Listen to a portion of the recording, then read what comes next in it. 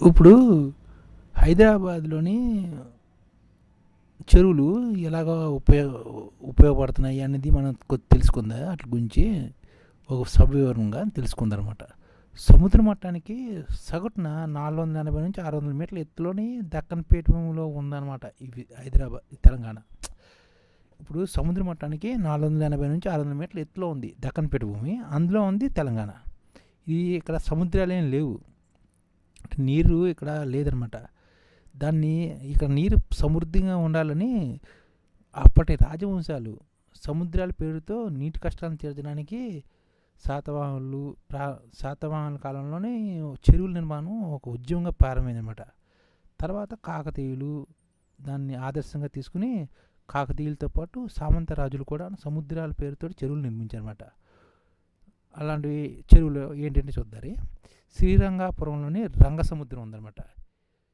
1654 1676 మధ్యన నిర్మించారు. అష్టాభాష గోపాలరావు గారు నిర్మించారన్నమాట. శ్రీరంగపురంలోని వీరసముద్రం కూడా ఉంది. ఇది 1654 1674 మధ్య నిర్మించారు. అష్టాభాష బహరి గోపాలరావు గారు. శ్రీరంగపురంలోనే గాయనీ సముద్రం ఉంది. 1654 నుంచి 1674 అష్టాభాష బహరి గోపాలరావు. అంటే ఈ మూడు ఈయన నిర్మించారన్నమాట. రంగసముద్రం, వీరసముద్రం, గాయనీ సముద్రం శ్రీరంగపురంలో. వెంకటాపురంలోని రాయి సముద్రం ఉంది. దీన్ని ఇమ్మడి వెంకటరెడ్డి గారు 1625 1653 మధ్య నిర్మించారన్నమాట.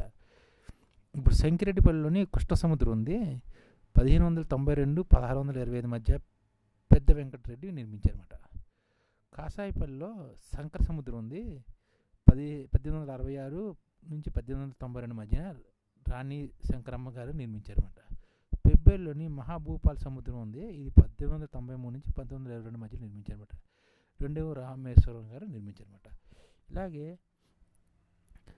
మహబూబ్నగర్లో ఘనసముద్రం ఉందన్నమాట. ఘనపుర ప్రాంతాన్ని రుద్రమదేవి కాలంలో వర్ధనపురంగా మహబూబ్నగర్గా పిలిచిన గంగారెడ్డి సోదరుడైన విఠలుని కొడుకు బుద్ధారెడ్డి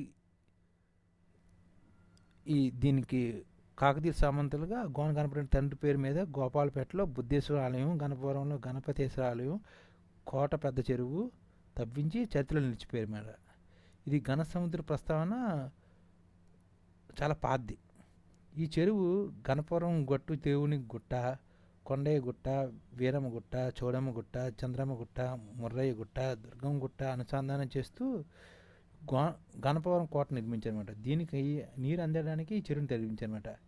శతాబ్దాల తరబడి పుడుగు తీగిపోవడంతో ఈ చెరువు శిథిలం అయిపోయిందన్నమాట. దీన్ని మిషన్ కాకతీయలో భాగంగా పుడుగు తీసి ఈ చెరువుని ప్రస్తుతం బాగా డెవలప్ చేస్తారన్నమాట.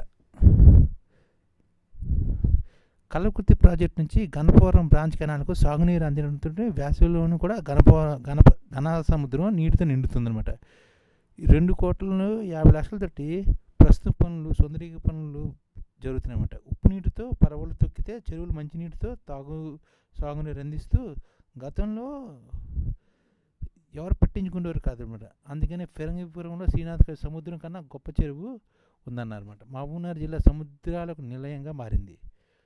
సంస్థాన దిశలో నిర్మించిన చెరువులు నేటికి ఉన్నాయన్నమాట. అయ్యే ఈ పైన సప్త సముద్రాలు అంటే అది రంగసముద్రం, వీర సముద్రం, గాయనీ సముద్రం, రాయి సముద్రం, కృష్ణ సముద్రం, శంకర సముద్రం, మహబూపాల్ సముద్రం. దీన్ని గోనవంశులు నిర్మించిన ఘన సముద్రం ఆదర్శంగా తీసుకుని సంస్థాన దిశలు ఆ కాలంలోని సప్త సముద్రాలు నిర్మించారన్నమాట. ఇది ఈ పై చెప్పినవి. ఇప్పుడు కాకతీయులు ఈ కాకతీయ రాజులు గోనవంశులాగా వీళ్ళు కూడా నిర్మించి ఎన్నో చెరువులు నిర్మించారన్నమాట. ఇప్పుడు మనం ఏం చేయాలంటే ఆ చెరువుల్ని మనం మంచిగా అభివృద్ధి చేయాలని, అదేవిధంగా దాన్ని మనం భవిష్యత్ తెలంగాణ అభివృద్ధికి ఉపయోగపడేటట్లు, మత్స్య పరిశ్రమకు ఉపయోగపడేటట్లు చేసుకుని దాదాపుగా ఒక 10 లక్షల మందికి ఎంప్లాయ్మెంట్ చూపించవచ్చు అన్నమాట. దాని చుట్టుపక్కల పర్యావరణ పరంగా రకరకాలుగా. అదేవిధంగా తర్వాత తెలుసుకుందాం. ఈ ఛానల్ ముఖ్య ఉద్దేశం ఏంటంటే మన తెలుగు రాష్ట్రాల్లో 1 కోటి మందికి సంఘటిత రంగాల్లో ఏ విధంగా ఉద్యోగాలు ఇవ్వవచ్చు, కనీస నెల జీతం 30,000 వరకు ఏ విధంగా ఇవ్వవచ్చు, ఏ విధంగా చేస్తే ఉద్యోగాలు సృష్టించబడతాయో వివరిస్తూ ఈ ఛానల్ వీడియోలు వస్తాయి. అలాంటి వీడియోలు మీకు కావాలంటే మన ఐడిఎఫ్ భాస్కర్ ఛానల్ని సబ్స్క్రైబ్ చేసుకోండి. ఐడిఎఫ్ అంటే ఇండియన్ డెవలప్మెంట్ ఫోర్స్. ఈ వీడియోలు చూసిన తర్వాత మీకు నచ్చితే లైక్ చేయండి, మీ ఫ్యామిలీ మెంబర్స్కి షేర్ చేయండి మరియు మీ ఫ్రెండ్స్కి షేర్ చేయండి. Thank you. నమస్కారం.